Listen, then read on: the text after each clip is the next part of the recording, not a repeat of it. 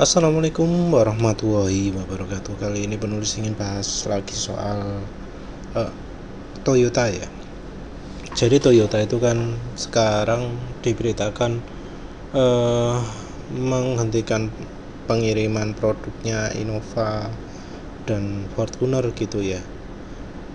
Nah ini nggak diberitakan jelas oleh media, tapi intinya adalah ini juga adalah bukti terjadinya korupsi pada Toyota Motor Jepang ya. Sebelumnya di kasus Daihatsu ya, ini kasus ini pengumuman soal sikap Toyota ke Daihatsu tanggal 16 Januari 2024 ya, menyatakan permintaan maaf, terus ada perintah perbaikan. Ini juga dari menteri ya, langsung dari menterinya, dari Kementerian Jepang untuk memperbaiki ya. Toyota juga akan membantu perubahan ini, mengawasi juga.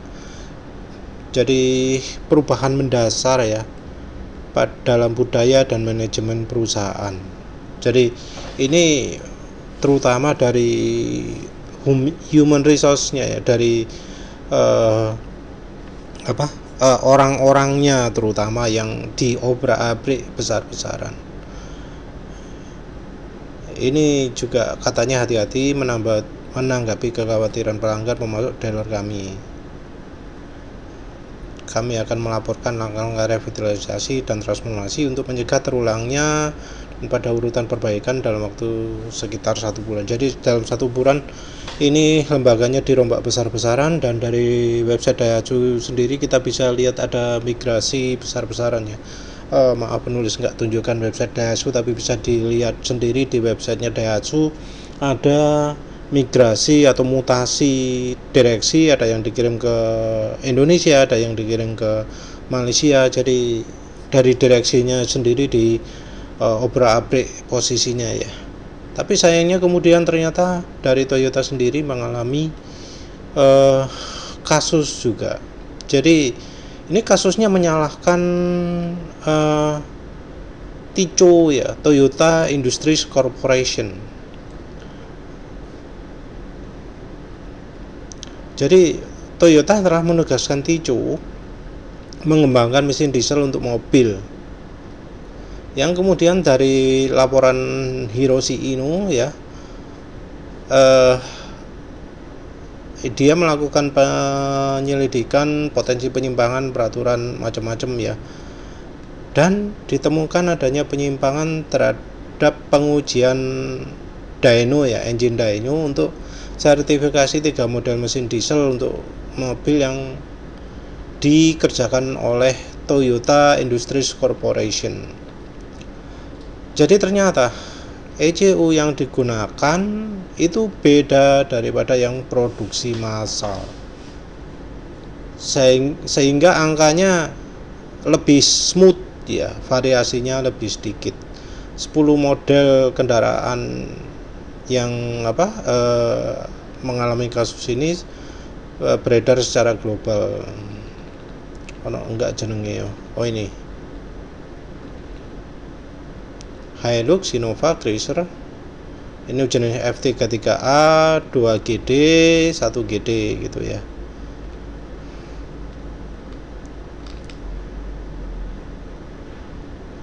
Nah ini ya, jadi jelas bahwa ini juga adalah masalah korupsi. Kami menyadari betapa beratnya fakta bahwa penyimpangan sertifikasi yang berulang di TICO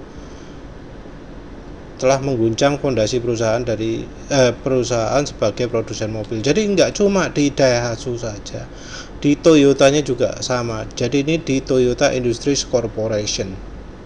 Dan ini aneh ya, karena ECU menggunakan perangkat lunak yang berbeda dari produksi massal.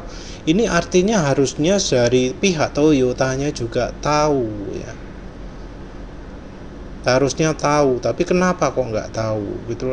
Artinya sama problemnya dengan Daihatsu itu, dari manajemennya kurang interaksi dengan yang bawahannya, cuma terima laporan, nggak melakukan aksi langsung.